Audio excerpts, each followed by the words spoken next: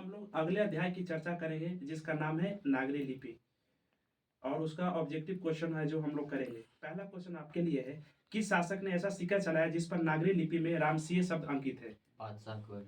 चंद्रगुप्त विक्रमादित्य का व्यक्तिगत नाम क्या था? देव। काशी क्या है? देवनागरी। ओके। कर्नाटक प्रदेश का श्रवणबेलगोला स्थान किसका प्रसिद्ध तीर्थ स्थल है? जैनों का। धारा नगरी का कौन शासक अपने विद्यानुराग के लिए इतिहास में प्रसिद्ध है? परमार शासक भोज। मराठी, नेपाली और नेवारी भाषाएं की लिपि क्या है? देवनागरी। कुनाकार मूले ने मिडिल स्तर की पढ़ाई किस भाषा में की? मराठी भाषा में। मूले ने अंग्रेजी एवं हिंदी की पढ़ाई कहाँ पर की? वर्धा में। नेपाली भाषा किस लिपि में लिखी जाती है? देवनागरी लिपि में। ये बताइए कि बांग्ला लिपि प्राचीन नागरी लिपि की क्या है? वह केरल के शासकों के द्वारा सिक्कों पर वीर केरलस्य शब्द किस लिपि में लिखी गई है? नागरी लिपि में।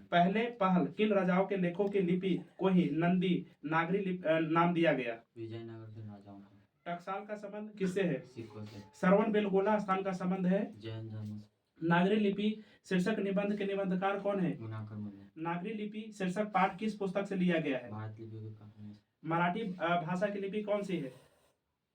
ब्राह्मी की नंदी नागरी की मराठी लिपि के देवनागरी। देवनागरी। सिद्धम क्या है?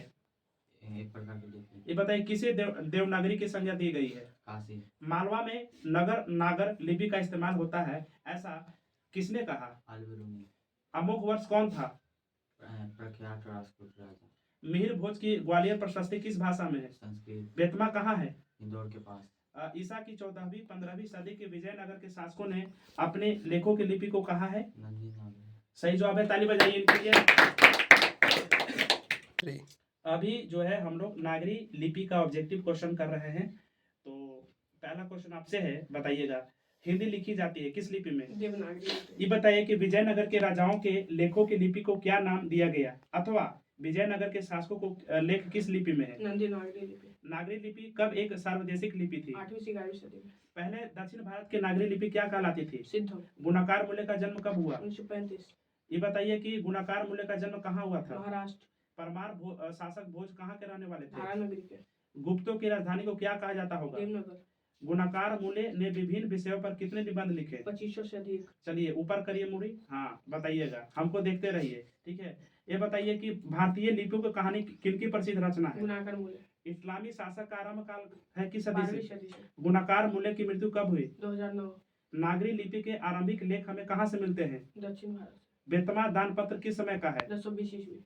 उत्तर भारत से नागरी लिपि के लेख कब से मिलने लगते हैं? 8वीं सदी। निबंध के लेखक कौन है? गुणाकर मूल्य। तमिल, मलयालम, तेलुगु, कन्नड़ भाषाएं हैं। दक्षिण भारत के। रामायण की रचना किस भाषा में है? संस्कृत। नागरी लिपि शीर्षक पाठ साहित्य की कौन सी विद्या है? निबंध। दक्षिण भारत की नागरी लिपि क्या कहलाती है? नंदी नागरी। 10वीं 11वीं सदी में किस रचना ने भारत यूरोप के बीच व्यापार संबंध के बारे में बताया है? पद्मावत। दक्षिण भारत में द्रविड़ भाषा परिवार की कौन सी भाषा सबसे अधिक प्राचीन है? तमिल। सरहपाद की कृति है? दोहा कोश। दोहा कोश किसकी रचना है? सरपाद। हिंदी के आदि कवि कौन है? सरपाद। ये बताइए सूर्य नामक पुस्तक किनकी रचना है? गुणाकर मूल्य। नेवारी भाषाएं किस लिपि में लिखी जाती है? देवनागरी लिपि। दंती दुर्ग किस वंश का शासक था? राष्ट्रकूट। विद्यानुराग के लिए प्रसिद्ध है? भोज। दंती दुर्ग के चाचा का नाम क्या था? कृष्ण। गोमटेश्वर का भव्य पुतला कहाँ है? श्रवणबेलगोला। 8वीं सदी में शिलाहारों का राज्य कहाँ स्थापित हुआ? महाराष्ट्र। किस शासक का व्यक्तिगत नाम देव था? विक्रमादित्य। एलोरा का कैलाश मंदिर किस वंश के शासकों ने बनवाया था? राष्ट्रकूट। राष्ट्रकूट की नई राजधानी कहाँ थी? मानखेत। ओके, आगे बताइए कि गणित सार संग्रह की रचना किसने किया था? देवाचार्य। ऑप्शन देते, दंती दुर्ग, विक्रमादित्य की, महेंद्रपाल की, महावीराचार्य। महावीराचार्य। गंग वंश के शासकों का संबंध वर्तमान के किस क्षेत्र से था? उड़ीसा। ये बताइए कि ब्राह्मी शैली का प्रचलन भी था? उड़ीसा से। ताली बजाइए इनके लिए बहुत बढ़िया।